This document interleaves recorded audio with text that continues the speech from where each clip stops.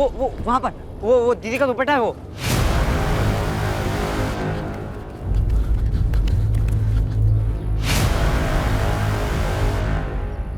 बाबा ये तो दीदी का ही है।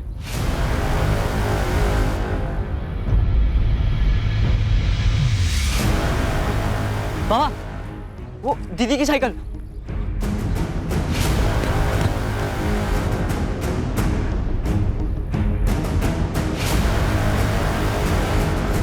बिल्कुल वैसा जैसे हुआ था। बिल्कुल वैसा ही। क्यों, कोई डाउट है? वो साइकिल एक फोटोग्राफ है रास्ते का। साइकिल उसे काफी दूर मालूम होती है। साइकिल हमें लाश के पास से मिली थी, रास्ते से दूर। पर खेतों में जहां राखी की लाश मिली है वो रास्ता काफी उबड़ खाबड़ है। वहां कोई साइकिल चलाकर नहीं जा सकता।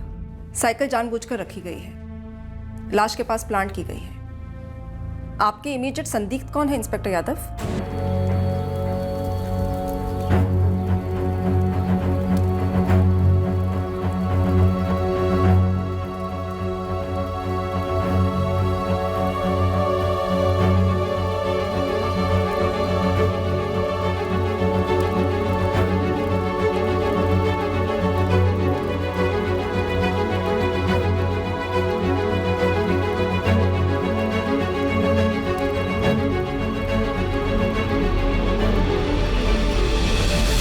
संदिग्ध तो कहीं है अमृता, पर अभी तक हाथ में कोई ठोस सबूत नहीं है।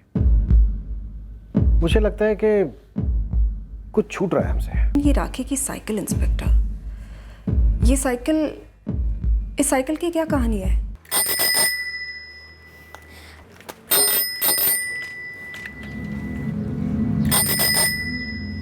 नथु काका, ये वाली। हाँ राखी बेटा, ये वाली सही रहेगी, इसके दाम भी कम है।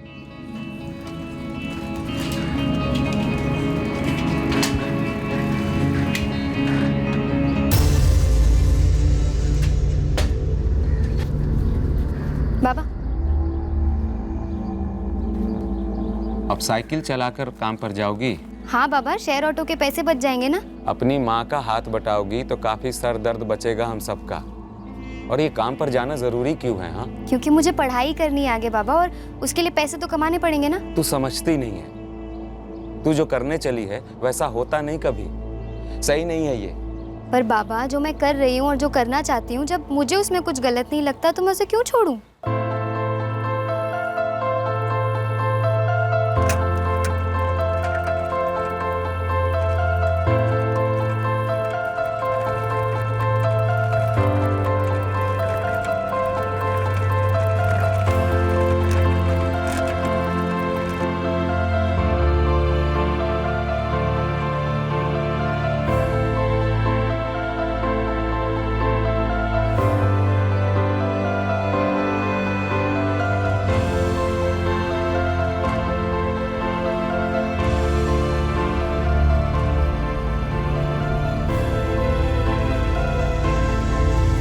राखी भामरिया का केस हमारे सबसे मुश्किल केसेस में से एक था। इस केस ने पूरे सिस्टम को झंझोड़ कर रख दिया, जिसकी कंपन राजनीतिक स्तर पर भी महसूस हुई।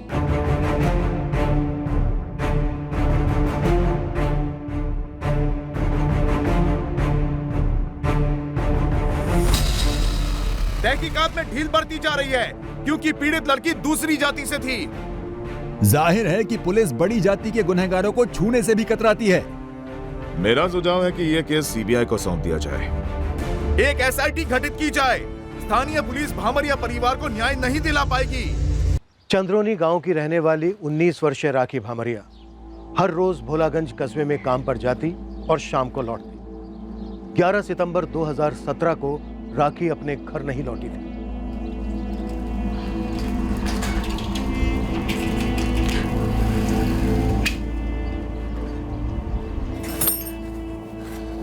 राखी कहाँ है नीलम? लौटी नहीं अभी तक।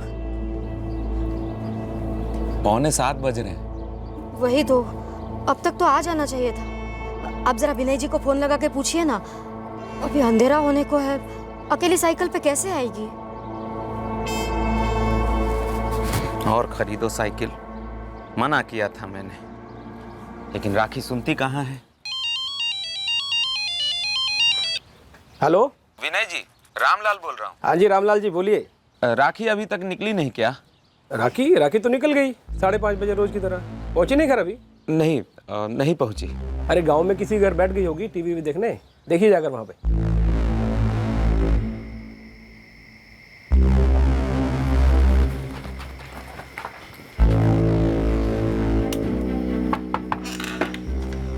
रामलाल जी, शिफा जी, वो राखी आई थी क्या आपके यहाँ टीवी देखने के लिए? बिजली तो अभी 10 मिनट पहले आई है, अभी तक तो टीवी शुरू भी नहीं किया। क्या हुआ, राखी घर पर नहीं पहुंची क्या? रमेश, तू इस तरफ जा और देख, हर घर में जाकर पूछना, ठीक है? चल।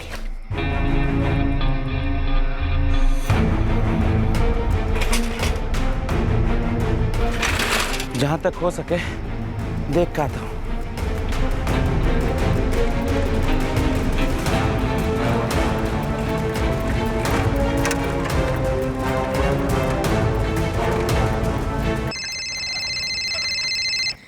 हेलो रामलाल चाचा, मैं रीतू बात कर रही हूँ। राखी घर पहुंची कि नहीं? कहाँ बेटा, उसी को ढूंढने तो निकले। लेकिन चाचा, राखी घर के लिए तो निकली थी। अच्छा, तो तुम लोग साथ में निकली थी? हाँ चाचा, रोज की तरह 5:30 बजे।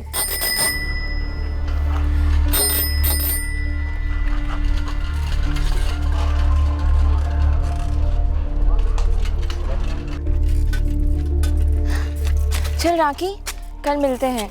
बाय। मैं अपने गांव की तरफ मुड़ गई थी और राखी अपने चंद्रोल की तरफ। लेकिन नीतू बेटी, राखी तो घर पहुंची ही नहीं, कहीं और जाने की बात कर रही थी क्या? नहीं तो। अच्छा, तो तुमको कैसे पता चला कि राखी घर नहीं पहुंची है? वो विनय मामा ने मुझे फोन किया था, बोले कि राखी अभी तक घर नहीं पहुंची।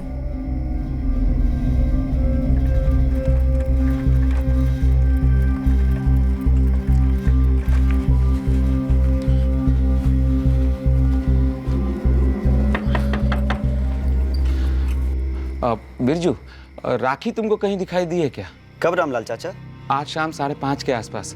उसी वक्त विनय जी के दुकान से घर के लिए निकली थी। भोलागंज के रास्ते में कहीं दिखाई दी क्या तुमको? चाचा, आज तो मैं भोलागंज की तरफ गया ही नहीं था। क्यों, क्या हुआ? राखी घर नहीं आई क्या? नहीं आई। उसकी सहेली नीतू कह रही है कि वो चंद्रौनी के लिए ही निकली है। हम तो बहुत दूर तक देखकर चले आए, कहीं दिखाई ही नहीं दी। चाचा, किसी और दोस्त के घर वर तो नहीं रुक गई? और किसके घर पे रुक सकती है? राखी को मोबाइल नहीं दिया है क्या? नहीं, गांव के हर एक घर में जाकर पूछा, चंद्रौनी स्टेशन पर भी ढूंढा, कहीं नहीं मिली। पर बाबा, दीदी स्टेशन क्यों जाएगी? कहाँ जाने वाली है तुझको बताई थी क्या? नहीं बाबा। बोला था मैंने, इतनी दूर जाकर काम वाम करने जाने की जरूरत नहीं है, पर सुनती नहीं है। बोला था साइकिल वाइकिल मत खरीदो, फिर भी ली। जो मन में आया करती है। कोई सिर्फ अपनी मर्जी की सोचा करे तो दूसरों का क्या हाल होगा? देखिए, मेरे तो हाथ पैर ठंडे पड़ रहे हैं। मेरा माथा गर्म हो रहा है और खून भी खौल रहा है। भूख लगा हुआ है, खाना निकालो। जी, बच्ची अभी तक घर नहीं लौटी है। तो रात भर हम भूखे बैठे, सोए नहीं। कल सारा काम वाम छोड़ छाड़ के उसको फिर से ढूंढने निकलेंगे, ठीक है? रोटी बनाएगी कि नहीं?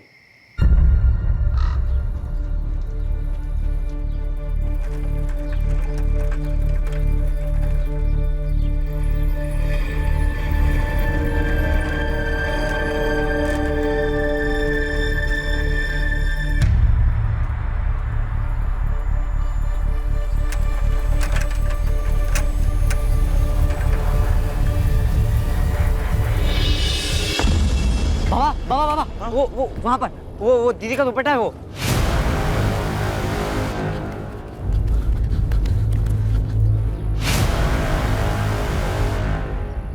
बाबा, ये तो दीदी का ही है।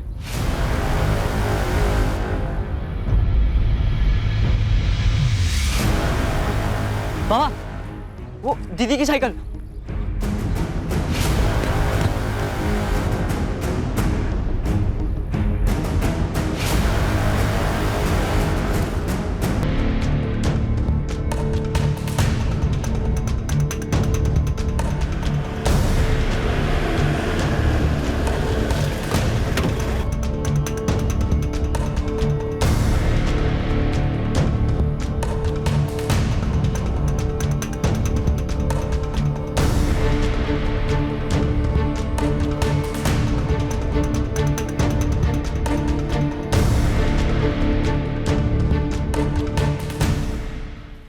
अपनी चंद्रौनी की लड़की है साहब, राखी भामरिया, और वो बैठा है इसका बाप रामलाल, और उसके बराबर में बैठा है इसका भाई रमेश।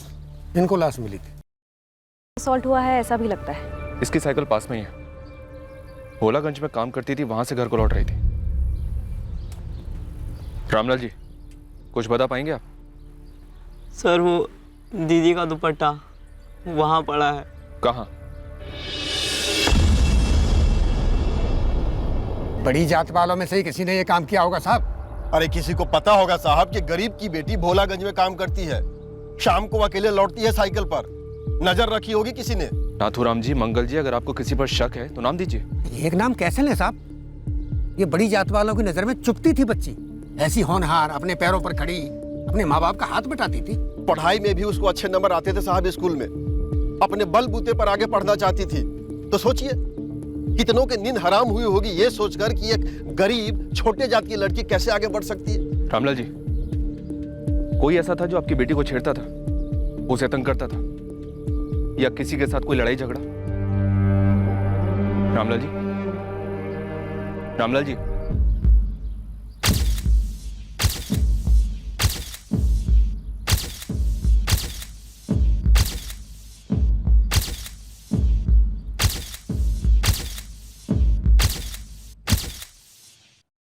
इंस्पेक्टर, काफी ब्रूटल, कम से कम 2 लोग होंगे। फिर गला घोटा गया? हाँ, पर लड़की खूब लड़ी होगी, काफी फाइट बैक की होगी। हाथ के नाखून टूटे हैं, पर लड़की आसानी से नहीं टूटी होगी। पूरी बॉडी पर निशान है, पीट पीट कर। इंस्पेक्टर, हो सकता है 2 से ज्यादा लोग हों। ऐसा कह सकते हैं कि लड़की ने आखिरी सांस तक काफी हाथ पैर चलाया होगा। 4:30 बजे तक खेतों से सारे मजदूर चले जाते हैं। काफी सुनसान हो जाता है वो इलाका जहां पर ये हुआ। लड़की चिल्लाई भी होगी मदद के लिए। हाँ, जितना स्ट्रगल हुआ है उससे तो ऐसा ही लगता है। क्राइम सीन से हमें ऐसा कोई कपड़ा नहीं मिला जिससे मुंह बंद किया गया, लेकिन किसी ने चीखें सुनी हो ऐसा भी कोई सामने नहीं आया। मैडम, हम इस पॉइंट से अपने अपने रास्ते गए थे। मैं उस तरफ, राखी उस तरफ, रोज की जैसे।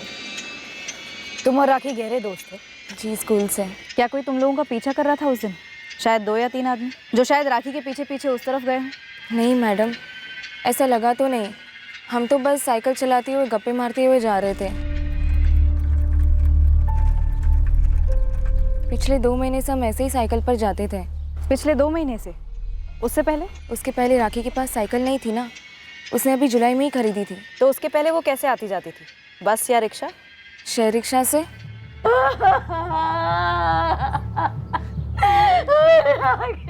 तू फिक्र मत कर रामलाल, ये बड़ी जात वाले हमारे बच्चों को ऐसे कुचल नहीं सकते। देखना, छोड़ेंगे नहीं हम। अरे पर पुलिस उन्हें पकड़ेगी नहीं मंगल काका, कुछ नहीं करेगी पुलिस। कैसे नहीं करेगी रे सोनू? हम सब मिलकर ऐसी आवाज उठाएंगे कि विधानसभा तक गूंज उठेगी, मंत्री की कुर्सी हिल जाएगी। देखना तू। मोबाइल नहीं था राखी के पास? सर, मोबाइल को तो फिजूल खर्चा मानती थी वो, एक पैसा बचाती थी। विनय जी, ये राखी आपके यहाँ काम कब से करती थी? यही कोई पिछले 6 महीने से। उससे पहले मेरे भाई रतन की दुकान पर काम करती थी, वो सामने। दरअसल हमारी भांजी नीतू की एक खास सहेली थी राखी, उसे काम की बहुत जरूरत थी तो मैंने काम पे रख लिया। फिर मेरा कुछ मंदा चल रहा था तो उसे ना कहना पड़ा। लड़की बहुत होनहार थी। नीतू ने कहा इसे कुछ और काम दिला दो, तो मैंने विनय से कहा कि देख ले अगर तुझे जरूरत हो तो। क्या कोई ऐसा था जो राखी का पीछा करता था, उसे छेड़ता था या उस पर नजर रखता था? हमारे इलाके में हमारी दुकान पर काम करने वाली लड़की को अगर कोई छेड़ता तो हम उसको छोड़ते? सर आप गांव में पता कीजिए, ये जो भी कमीना है चंद्रोनी से ही होगा। सर आप बिरजू रिक्शे वाले से पूछिए। 2 महीने पहले तक उसी के शेयर रिक्शा में आती जाती थी वो।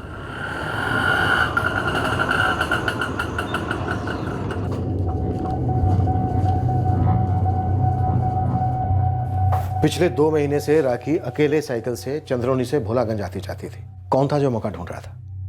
तेरे गांव का था कोई जो राखी के पीछे था? नाम बोल बिरजू। साहब अब ऐसे पक्का कैसे किसी के बारे में बोल सकता हूँ? तो कच्चा बोलते।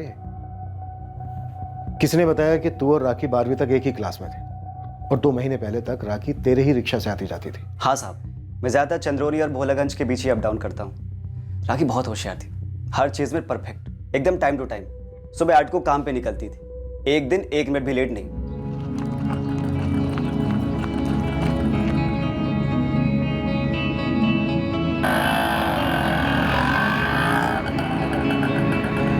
फिर शाम को ठीक 5:30 को वो भोलागंज रिक्शा स्टैंड पे आ जाती थी, जहां मैं अपना रिक्शा लगाता हूँ साहब। सोचकर ही सुन पड़ जाता हूँ साहब कि राखी के साथ किसी ने ऐसा कुछ कर दिया। किसी पर शक? स्कूल से, गांव से या कहीं और से? या कोई ऐसा जिसने राखी को कभी छेड़ा हो या प्रपोज किया और राखी ने मना कर दिया हो? गांव में एक सोनू साहू है साहब, बड़ा हीरो बन रहा है, बोलता आवाज उठाएंगे, ये करेंगे, वो करेंगे। साहब इस आवाज में एक चीज दब रही है। तो अब तू क्यों उस चीज को दबा रहा है? बोल सीधे। सोनू राखी को चिढ़ाता था, जब देखो आए लड़का ऐसे करके बुलाता था उसे। और क्या कहता था? कभी कुछ किया उसने? राखी के साथ तो पता नहीं, लेकिन एक बारी सोनू की वजह से मेरी रिक्शा में बवाल हो गया था। अरे क्या हुआ? रिक्शा रोक! फिर जो रिक्शा रोक! अरे रुक! निकल साले तू!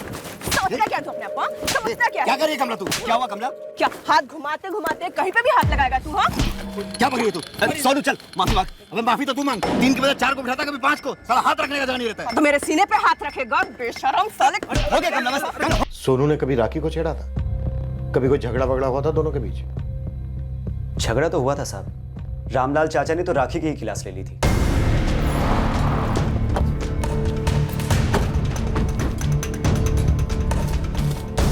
चल सोनू साहू, बात करनी है तुझसे। क्या बात करनी है? चल तो सही, चल। सर बात मेरे दिमाग से निकल ही गई थी, लेकिन जब आज राखी के माँ बाप से मिला तो अचानक से खनकी। कौन सी बात विनय जी? राखी ने उस दिन एडवांस लिया था मुझसे। एडवांस? कितना एडवांस था? उसने 1850 मांगे थे, तनख्वाह उसकी 3500 थी। देंगे ना विनय जी? अरे राखी, लेकिन अभी तो सिर्फ 11 तारीख हुई है ना। थोड़ा अर्जेंट है। कितना एडवांस चाहिए तुझे? 1850। रुक, अब सर पैसे किस लिए चाहिए थे ये तो मैंने पूछा नहीं, उसकी अपनी कमाई थी। लेकिन हमें तो कोई पैसे नहीं मिले, न लाश के पास न कपड़ों में।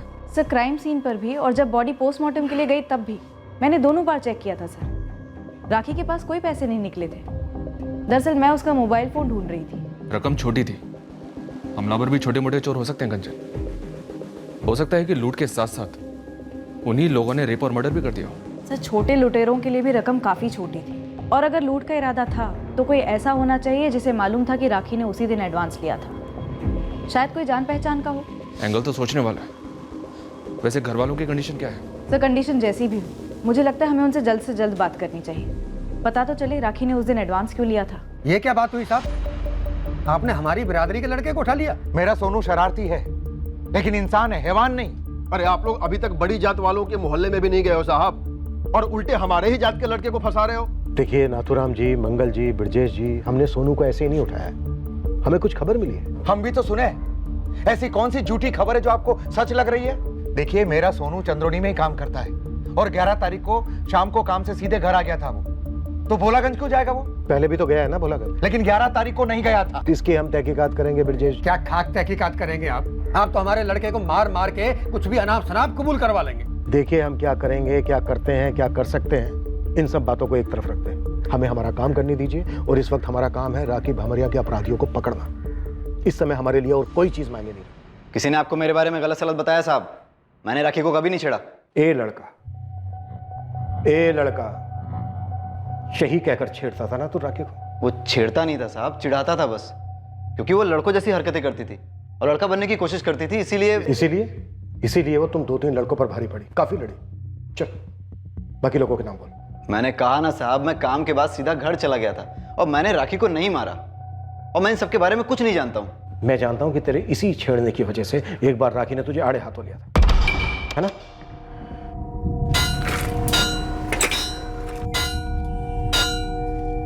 ए सोनू, क्या बोला रे तू?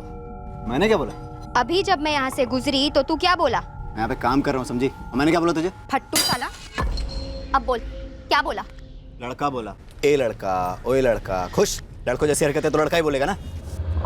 अरे रे बोल, अब बोलना। राखी हाथ छोड़। अब क्यों नहीं बोल रहा है? बोल रहा हूँ, हाथ छोड़ मेरा। राखी बेटा छोड़ इसे, छोड़। आज के बाद अगर आते जाते फुसफुसाया ना तो ये उंगली नहीं हाथ तोड़ दूंगी। छोड़ इसे, छोड़। इसके मुंह मत लग। चाचा के बोलने पे लिहाज कर रही हूँ, वरना दांत तोड़ देती आज थे। चल काम कर। और उस दिन के बाद से उसे चिढ़ाना छोड़ दिया था साहब। राखी की तरफ कभी मुड़कर भी नहीं देखा। पर उसके लिए घात लगाए बैठा रहा और मौका मिलता ही अपने साथियों के साथ टूट पड़ा उस पर। ले लिया बदला। कैसा बदला साहब, कैसा बदला? मुझे रत्ती भर भी दिलचस्पी नहीं थी उसमें। मुझे तो वो लड़का लगती थी, लड़कों जैसी हरकतें करती थी और एक नंबर की नकचड़ी और घमंडी लड़की थी वो। आप उसके बाप से क्यों नहीं पूछते? गांव में कितने झगड़े थे उसके, किसी की नहीं सुनती थी वो। गांव वाले भी कहते थे कि लड़की जैसा पेश आया कर, लेकिन नहीं, उसके अपने अलग ही टशन, अलग ही गुरूर थे। जो तूने अपने साथियों के साथ मिलकर तोड़ दिया। कत्ल। चल बाकी लोगों के नाम बोल। क्या नाम बताऊं साहब? मैंने कुछ नहीं किया, मैंने अपने किसी दोस्त को नहीं बुलाया। हाँ, एक नाम दे सकता हूं। बोल। मनोज चौधरी। बड़ी अजीब बात है साहब, किसी ने उसका नाम ही नहीं लिया अभी तक। कौन है मनोज चौधरी? राखी के साथ पढ़ता था साहब वो। राखी पर लट्टू था। 11 सितंबर को चंद्रुनी में ही था वो, उसके बाद से नहीं दिखा। मुझे नहीं पता राखी ने विनय जी से एडवांस क्यों लिया था। तुझे कुछ पता है?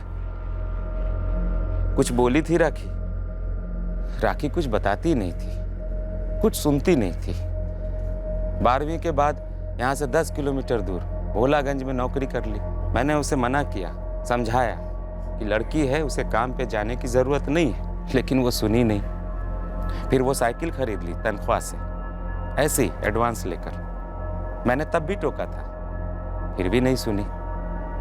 हमेशा अपने मन मर्जी की करती थी। हमने सुना है राखी आगे पढ़ना चाहती थी, इसलिए काम कर रही थी, कॉलेज के लिए पैसे जुटा रही थी। बड़े बड़े सपने देखती थी वो, अपने दायरे में रहना नहीं आता था उसको।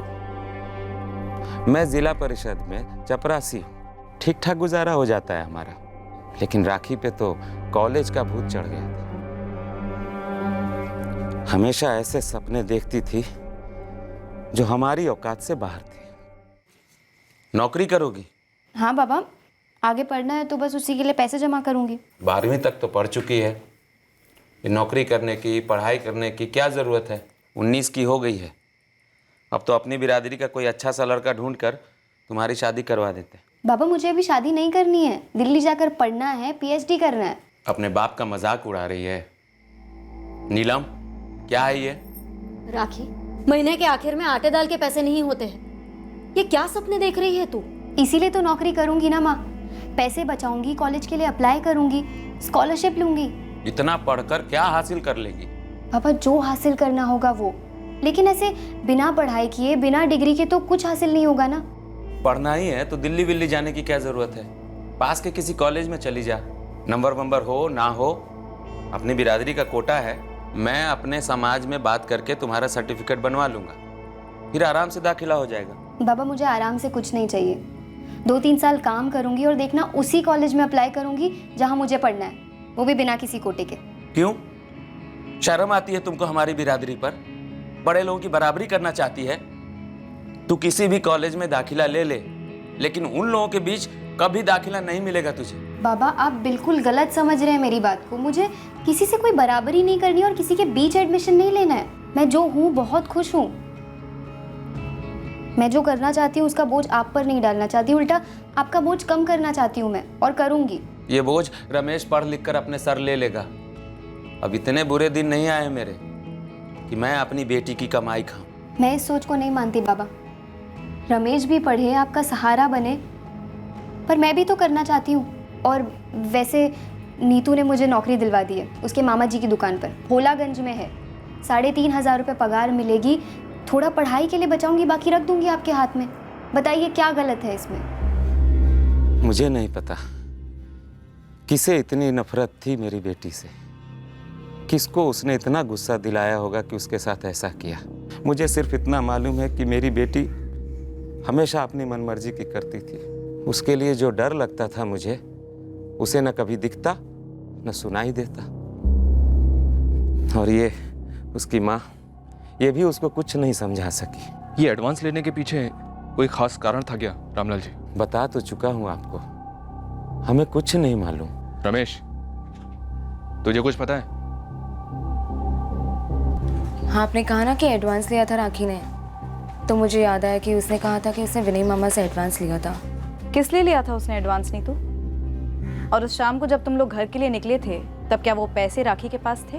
वो मुझे नहीं मालूम मैडम, पर उस दिन राखी खाने पर नहीं आई थी। वरना हम हमेशा दोपहर का खाना साथ में ही खाते थे। वो कहीं गई थी और जब मैं खाना ख़त्म कर रही थी तभी राखी आई। नीतू, ये रे तेरे 350। मैंने मांगी थोड़ी ना थे, बाद में दे देती। पर है तो तेरे ही ना, रख ले। मैंने आज ही विनय जी से ना एडवांस लिया है। मुझे ये नहीं पता था कि राखी ने कितना एडवांस लिया था। बस उसने मेरे 350 रुपये लौटा दिए थे। तुमसे पैसे क्यों लिए थे राखी ने? दरअसल मैडम, राखी ने पिछले महीने अपने छोटे भाई रमेश के लिए मेरी दुकान से कुछ किताबें खरीदी थी, एक्स्ट्रा स्टडी मटेरियल, उसी के लिए लिया होगा। तब राखी के पास पैसे नहीं थे, मैंने उसे उधार दिए थे। तुमने कहा 11 सितंबर को वो खाना खाने नहीं आई थी, तो वो कहाँ गई थी, किससे मिलने गई थी, कुछ बताया था उसने? नहीं मैडम, नहीं बताया। मुझे लगा कि वो साइबर कैफ़े गई होगी, वो वहाँ काफ़ी जाती थी। नीतू, तुम्हारे और राखी के स्कूल में एक मनोज चौधरी था। हाँ था, लेकिन मैं उससे उतनी क्लोज नहीं थी। राखी क्लोज थी? क्लोज मतलब? क्लोज मतलब वैसे कोई चक्कर था उनके बीच? मनोज चौधरी? हाँ, सोनू साहू बता रहा था कि मनोज चौधरी तुम लोगों की क्लास में था, तुम्हारी और राखी की 12वीं तक। हाँ साहब, बिल्कुल था, लेकिन वो इस हद तक जाएगा ये मेरी समझ में नहीं आ रहा साहब। इस हद तक मतलब किस हद तक? साफ साफ बोल बिरजू। साहब, पूरा स्कूल जानता था कि मनोज राखी को पसंद करता है। अब उसने उसको प्रपोज किया हो ये मैं नहीं जानता साहब। हमने सुना है कि 11 सितंबर की शाम तक मनोज चौधरी यहीं था, चंद्रोनी में। हाँ साहब, दिल्ली से आया था, मैं भी तो मिला था उससे। अरे हाँ, 11 सितंबर के बाद तो यहाँ दिखा ही नहीं। ये तो मुझे खनका ही नहीं साहब। हाँ सर, मेरे पापा ने मुझे राखी के बारे में बताया, सुनकर बुरा लगा मुझे। इत्तेफाक से 11 सितंबर को तुम भी चंद्रौनी में ही थे मनोज। कब निकले थे दिल्ली के लिए? सर उसी दिन को, 11 सितंबर को मेरी चंद्रौनी स्टेशन से शाम 5 बजे की ट्रेन थी। फिर इत्तेफाक? राखी भी भोलागंज से चंद्रौनी अपने घर के लिए 5:30 बजे ही निकली थी। वो सब मुझे नहीं पता सर। मैं राखी से 11 सितंबर को तकरीबन 1:30 बजे मिला था भोलागंज में। तो तुम 11 सितंबर को राखी से मिले थे? हाँ सर, मिला था। तुम कल तक चंद्रौनी पहुंच जाओ मनोज, हमें तुमसे जरूरी बातें करनी है।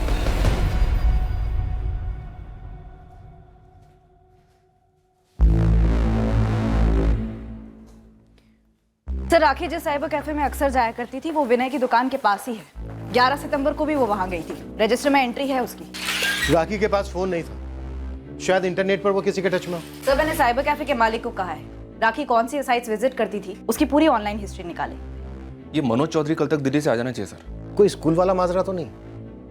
कोई रिजेक्टेड प्रेमी जिसने किसी के साथ मिलकर हमला किया हो बदला लेने? सर, राखी की अब तक जो तस्वीर उभरी है वो एक मजबूत और निडर लड़की की है। बिल्कुल सही तस्वीर उभरी। पोस्टमार्टम रिपोर्ट के हिसाब से राखी ने हमलावरों के साथ काफी फाइट बैक किया था। सर, घर वाले गांव वाले राखी को एक ही नसीहत देते थे कि ऐसे पेश आओ जैसी की लड़कियों से उम्मीद की जाती है, डरी सहमी सी रहो, जिद्दी मुंह पट नहीं।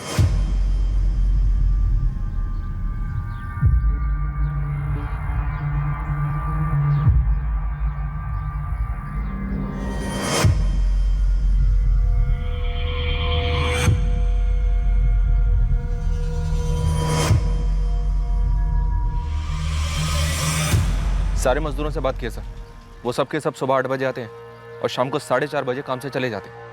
उसके बाद सारे खेत खाली हो जाते हैं। इस इलाके में इससे पहले कभी कुछ ऐसा हुआ है या कोई और जुर्म? ऐसा कुछ अभी तक रडार में तो नहीं आया सर।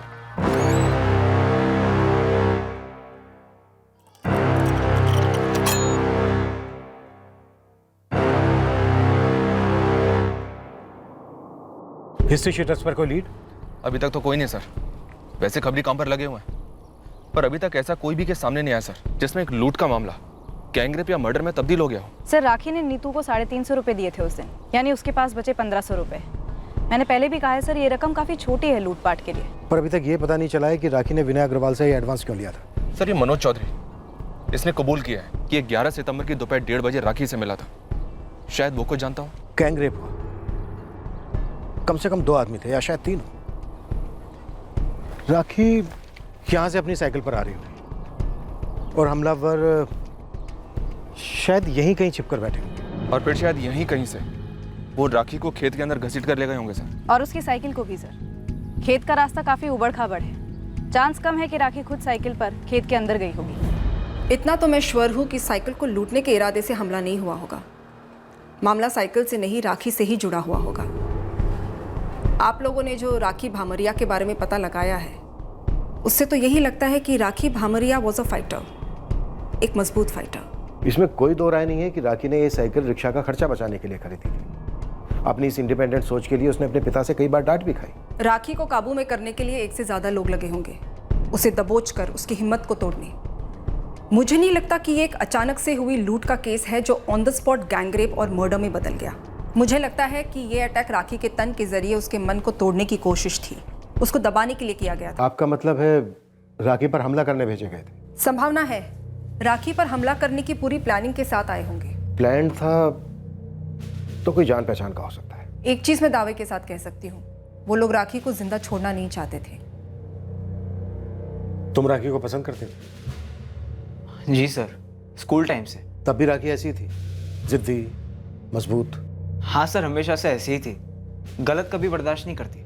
क्या राखी भी तुम्हें पसंद करती थी? राखी ने कभी बोला नहीं, मैंने कभी पूछा नहीं, ना अपनी फीलिंग्स उसे बताई। क्यों? सर अच्छी फ्रेंडशिप थी हमारी। मुझे डर था कि अगर मैंने उसे प्रपोज किया और वो नाराज हो गई तो फ्रेंडशिप भी टूट जाएगी। तुम्हें ऐसा क्यों लगता था कि राखी नाराज हो जाएगी? सर जहाँ तक मैं राखी को समझता था, उसे लाइफ में कुछ करना था, उसे पढ़ना था, उसका फोकस सिर्फ पढ़ाई पे था। मनोज, 11 सितंबर को यहाँ से 10 किलोमीटर दूर भोलागंज में तुम राखी से छिपकर क्यों मिले? यहीं क्यों नहीं मिले चंद्रोनी में? जबकि 6 सितंबर से तुम अपने घर पर ही थे यहाँ चंद्रोनी में। यहाँ मिला था सर, लेकिन थोड़े टाइम के लिए। एक्चुअली राखी नहीं चाहती थी कि कोई देखे हमें साथ में, और बेकार में 2 और 2 5 जोड़े।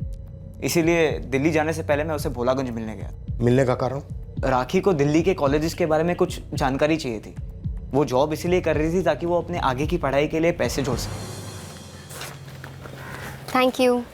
राखी, तुझे तो कहीं पे भी एडमिशन मिल सकता है कोटे से, तो तूने कास्ट सर्टिफिकेट बना लिया ना? नहीं। हाँ तो जल्दी से बना ले, आजकल ऑनलाइन हो जाता है सब कुछ। मनोज, मुझे एडमिशन ना सिर्फ अपने मेरिट पर चाहिए।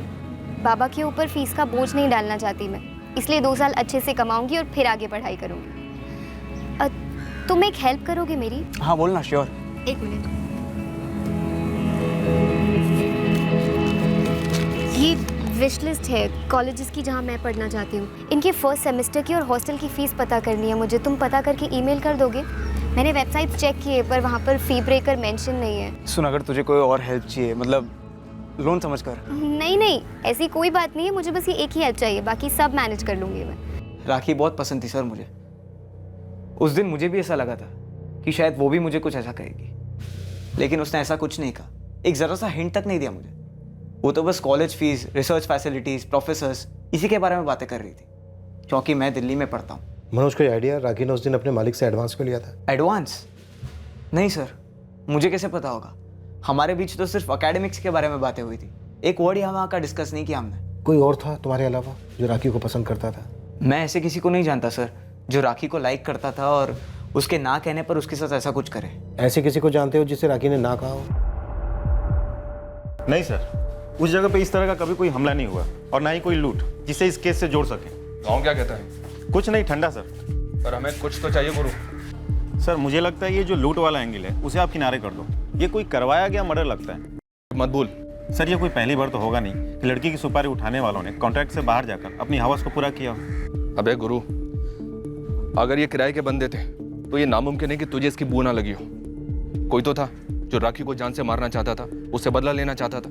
ये सोनू साहू जो राखी को अक्सर छेड़ता था, उसे काफी तोड़ा है हमने। इस मनोज को भी टटोला। अब ये तो कंफर्म हुआ है कि मनोज चंद्रौनी से शाम को 5 बजे की ट्रेन में बैठा था, लेकिन कहीं कोई एंगल बन नहीं रहा है। इस पर हमें जल्द ही कोई ना कोई लीड चाहिए ही चाहिए।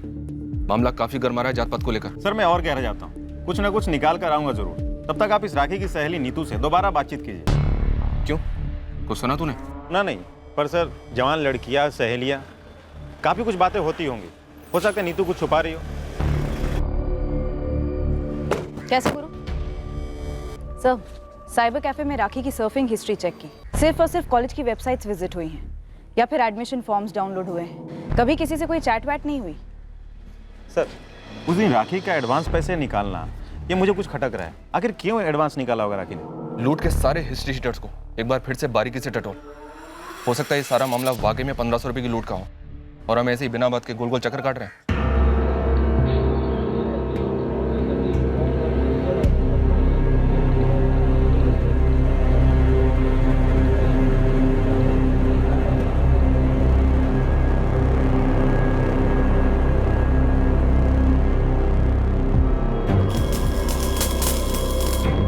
हमने हमने हमारे आदमी लगा दिए थे ये पता लगाने कि ऐसा कौन हो सकता है जिसे राखी से इतनी गहरी नफरत थी। हमने बिरजू को आंखें और कान खुले रखने के लिए कहा था ये पता लगाने कि कौन इस हादसे के बारे में या राखी भामरिया के बारे में कोई भी बात कर रहा है। विनय अग्रवाल, जहां राखी काम करती थी, वो भी हमारे संदिग्धों की लिस्ट में था। राखी की सहेली नीतू से बार बार पूछताछ की गई, इस उम्मीद से कि वो शायद इस केस पर कोई नई रोशनी डाले।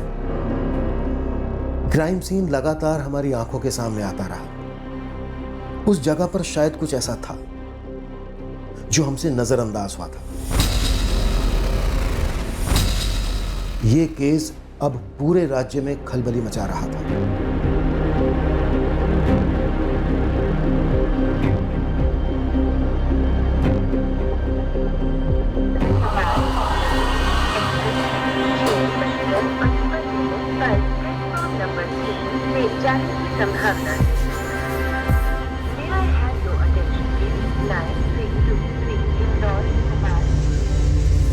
नीलम जी, राखी अपनी पढ़ाई के पैसे अलग करके बाकी के पैसे आपके हाथ पर रख देती थी।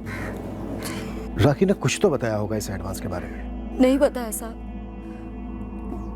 लेकिन अगर राखी ने पैसे लिए थे तो किसी जरूरी काम के लिए ही लिए होंगे। फिजूल खर्ची नहीं करती थी मेरी बच्ची।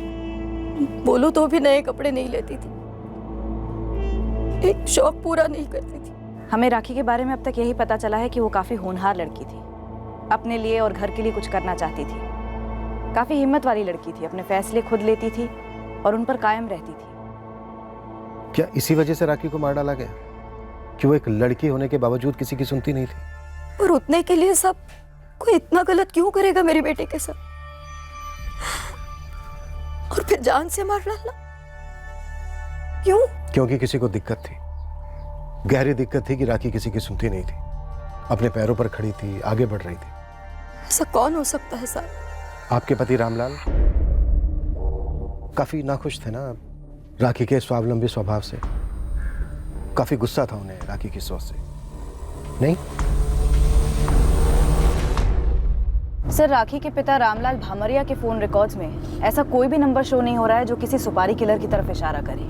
जब हमने रामलाल का नाम आगे किया तो तुम्हें राखी की मां के इनकार में उसकी आवाज में कोई हिचकिचाहट महसूस हुई? नहीं सर, वो पूरी तरह शॉक्ड थी। उसके चेहरे को देखकर बिल्कुल भी ऐसा नहीं लगा कि उसे कुछ मालूम हो और वो उसे छुपाने की कोशिश कर रही है।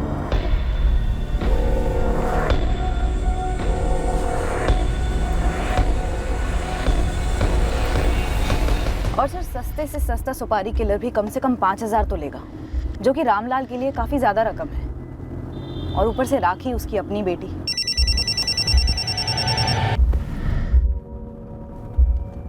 हाँ राठौड़, राखी भामरिया क्राइम सीन पर कल शाम को कुछ हुआ? वैसा ही? जी नहीं सर, हमला हुआ है 2 लोगों पर। कंप्लेंट अभी दर्ज करवाने आए।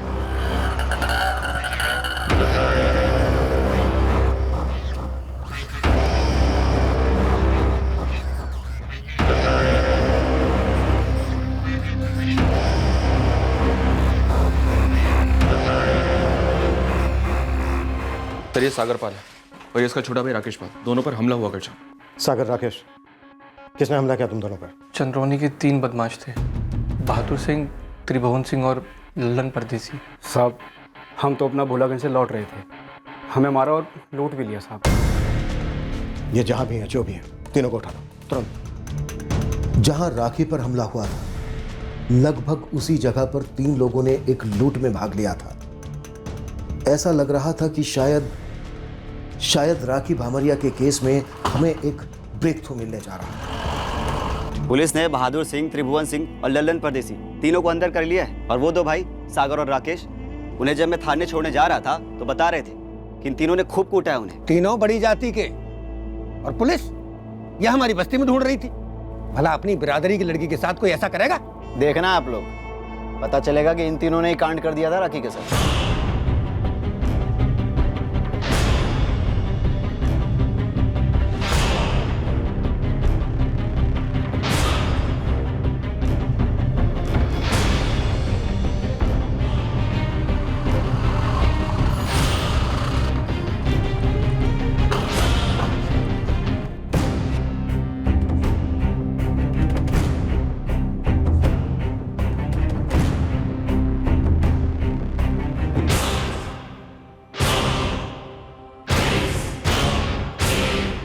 अब हमें पता लगने वाला था सागर पाल और राकेश पाल पर हुए हमले के बारे में। हमें यह भी पता लगने वाला था कि इन तीनों आक्रामकों का एक हिंसक अतीत रहा था। एक ऐसा संगीन जुर्म सामने आने वाला था जो अब तक कानून से गुप्त रहा था। यह संगीन जुर्म एक मर्डर था और हत्यारा इस भयंकर हत्या के बाद बड़े आराम से सामान्य जिंदगी बसर कर रहा था। हमें उन लोगों के बारे में भी पता चलने वाला था जिन्हें राखी भामरिया के और मर्डर में इस्तेमाल किया गया था। आखिरकार यह केस क्या था?